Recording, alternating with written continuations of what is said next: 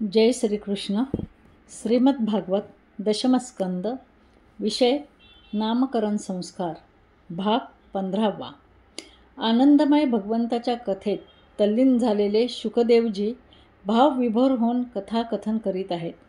परीक्षिता, पुतना वध झाला, शकटासुर वध झाला, तृणावर्त वध झाला, विश्वरूप दर्शन पण झाले. आता नामाचा आविर्भाव ऐक. यदुवंशाचे पुरोहित गर्गाचार्य होते. ते मोठे तपस्वी होते. एकदा वसुदेव गर्गाचार्याकडे गेले आणि त्यांना विनंती केली की भगवान, माझ्या बालकाचा जन्म झाला, पण त्यांच्यावर काही संस्कार झालेले नाहीत, नामकरण संस्कारही झालेला नाही. म्हणून आपण गोकुळात यावे आणि नंदाच्या घरी जावे. नंदाच्या घरात जो बालक आहे त्याचे आणि त्याच्या मोठ्या भावाचे नामकरण करावे. तेव्हा गर्गाचार्य गोकुळात गेले. नंदबाबांनी त्याचे यथोचित स्वागत केले आणि म्हणाले, आपल्यासारख्या महात्म्याचे आमच्या घरात पाय लागणे हे आमच्या गृहस्थाश्रमाचे परमकल्याणच समजले पाहिजे. आपण ब्रह्मवेत्यामध्ये श्रेष्ठ आहात. आपण सर्व भूत भविष्य वर्तमान ज्योतिषशास्त्र इत्यादीमध्ये तज्ज्ञ आहात. आपण ज्योतिषशास्त्राची रचना केली आहे. तेव्हा माझ्या या दोन्ही मुलांचे नामकरण संस्कार आपणच करावेत. गर्गाचार्य म्हणाले, हे बघ, मी यदुवंशीचा आचार्य आहे. जर मी तुझ्या मुलाचे नामकरण केले तर सर्वांनाच कळेल हे दोघे देवकीचे पुत्र आहेत म्हणून. कंसालाही समजून येईल आणि मग त्याला मारले तर मोठा अनर्थच होईल आणि मग ते सगळ्यांनाच कष्टदायक होईल. नंदबाबा म्हणाले, इतरांचे तर सोडा, पण माझ्या स्वजनांनाही याचा पत्ता लागणार नाही. आपण येथे गोशाळेत हे कार्य संपन्न करू. गर्गाचार्याने एकांतामध्ये गुपचूप संस्कार केला. गर्गाचार्य म्हणाले, अयम हि रोहिणी पुत्रो रमयनम सुहृदो गुणेहि आख्यासेत्तिषि राम इति यदूनां पृथक भावात संकर्षणं मुच्चन्युत. हा रोहिणीचा मुलगा आपल्या मित्रांना आपल्या गुणांनी आनंदित करेल म्हणून याचे नाव राम राहील. याच्या शक्तीला काही सीमाच राहणार नाही म्हणून याला लोक बल असे म्हणतील. हा यादवामध्ये आणि तुमच्यामध्ये काही भेदभाव ठेवणार नाही म्हणून एक नाव यांचे संकर्षण पण असेल.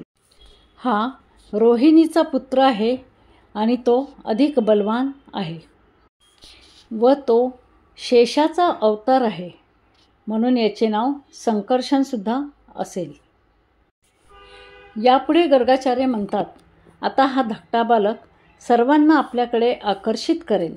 आधीच्या युगामध्ये सत्ययुगामध्ये हा श्वेतरंगाचा होता, त्रेतायुगामध्ये लाल रंगाचा होता आणि द्वापर युगामध्ये पीतवर्णाचा होता. आता तो इथे श्यामवर्ण धारण करून आला आहे म्हणून याचे नाव कृष्ण असेल. हा सावळा पुत्र अनेक नावांनी ओळखला जाईल. त्याच्या गुणकर्मावरून ही नावे पडतील. हा सर्व ही गोप गोपी गायी यांचे कल्याण करील. अनेक संकटातून तो तरेलच पण तुम्हालाही तारेल. नंदा, ऐकतो आहेस ना, हा नारायणाचा अवतार आहे. भूमीवर लीला दाखवण्यासाठी सगुण अवतार घेऊन आला आहे. तो तरी का माहिती आहे? तो मागच्या जन्मात द्रोण नावाचा वसू होता. तुझी स्त्री यशोदा धरा नामक तुझी पत्नी होती. तुम्ही उभयतांनी भगवंताची आराधना उत्तम केली आणि शेवटी वर काय मागून घेतलास आठवतं का तुला? नंद विस्फारित नेत्रांनी पाहत राहिला. त्याने हात जोडले, नकारात्मक मान हलवली. गर्गमुनी पुन्हा बोलू लागले, नंदा, मायेने मोहित होऊन तुम्ही म्हणालात, भगवंता सगुण साकार होऊन भूमीवर अवतरशील त्यावेळी फक्त तुझी बाललीलाच आम्हाला बघायची आहे. नंदा, या शब्दाने घोटाळा केला बरं का. तोच तू आता नंद झालास. वसुदेवाचा मुलगा परब्रह्माचा अवतार फक्त 7 वर्षे तुझ्याजवळ राहील आणि लीला दाखवेल.